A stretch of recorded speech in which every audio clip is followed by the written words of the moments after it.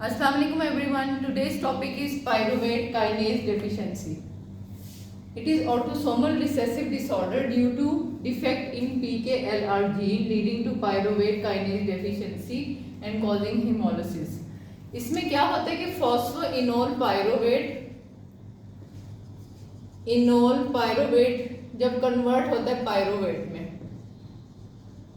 तो एटीपी बनता है यहाँ पे, ठीक है। इधर ये एटीपी बनता है। 50% जो आरबीसीज का एटीपी है वो इस स्टेप पे बनता है, ठीक है। यहाँ पे एंजाइम एक्ट करता है। अब आरबीसीज के अंदर आपको पता है जो सोडियम और पोटेशियम का लेवल जो है वो मेंटेन होता है। जब एटीपी नहीं बनेगा तो ये जो सोडियम और पोटेशियम का लेवल्स मेंटेन है ये खराब हो जाएगा सारा इसका लेवल, और आरबीसी जो है वो they will be prone to breakage और हिमोलिसिस शुरू हो जाएगा।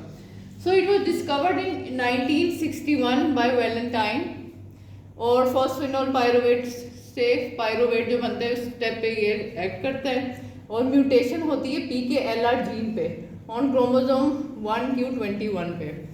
साइंस एंड सिम्टम्स पे आते हैं पेशेंट को, चूँकि अनीमिया होगा आरबीसीज लाइज करेंगे और पेशेंट को वही अनीमिया के सिम्टम्स होंगे, फटीग, लेथार्जी, पैलर, जॉन्डस होगा क्योंकि आरबीसीज ब्रेक कर रहे हैं।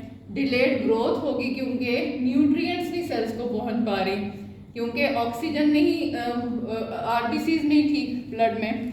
डिस्निया होगा अनीमिया की वजह से। टेकीकार्डिया होगा क्योंकि for every 1 gram fall in A haemoglobin left ventricular hypertrophy का रिस्क बहुत ज़्यादा बढ़ जाता है, तो हार्ट पे अफेक्ट होता है। फ्रंटल बॉसिंग होगी, कोलिसिस्टोलिथिएसिस होगा। इन लोगों को गॉल स्टोन्स होते हैं। आपके पास कोई भी गॉल स्टोन्स के साथ आए, आप पायरोवेट काइनेज डेफिशिएंसी के लिए उसको जरूर रूल आउट करें। उसके बाद इक्टेरिक स्क्लेरा होगा और स्प्लीनोमेगैली होगी क्योंकि एक्स्ट्रामेडुलरी हेमेटोपोइसिस शुरू हो जाएगा, तो इनमें लिवर और स्प्लीन जो है वो एनलार्ज होने के चांसेस होते हैं। टेस्ट पे आ जाए सीबीसी में आपको प्रिकल सेल्स नजर आएंगे ऐसे।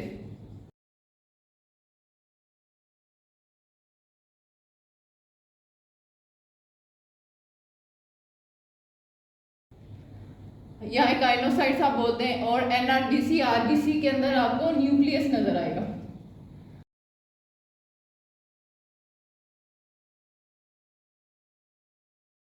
और अनीमिया होगा, रेटिकुलोसाइटोसिस होगा क्योंकि हिमोलिसिस हो रहा है, आरबीसीज जो हैं वो फट रहे हैं, तो रेटिकुलोसाइट जो है वो पीछे से बोन मैरो जो है वो उसको कॉम्पनसेट करने की कोशिश करेगी, तो रेटिकुलोसाइट्स बढ़ जाएंगे।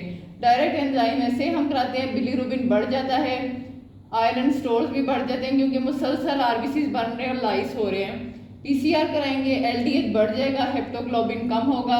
अल्ट्रासाउंड और एमआरआई कराएंगे। अल्ट्रासाउंड क्यों कराएंगे? क्योंकि हमने विस्रोमेगैली देखनी है कि हिपेटोस्प्लेनोमेगैली तो नहीं। एमआरआई वगैरह कराने के नेगेटिव कूम्स टेस्ट होगा और ऑस्मोटिक फ्रेजिलिटी भी नेगेटिव होगा, ठीक है। इससे हम एचएस और जो बाकी कॉजेज हैं हिमोलिसिस को वो रूल आउट कर सकते हैं। कॉम्प्लिकेशंस पे आ जाएं, आयरन ओवरलोड होता है इन पेशेंट्स को, हाइपरबिलीरुबिनीमिया होता है, गॉल स्टोन्स डेवलप होते हैं, स्प्लेनोमेगैली होता है।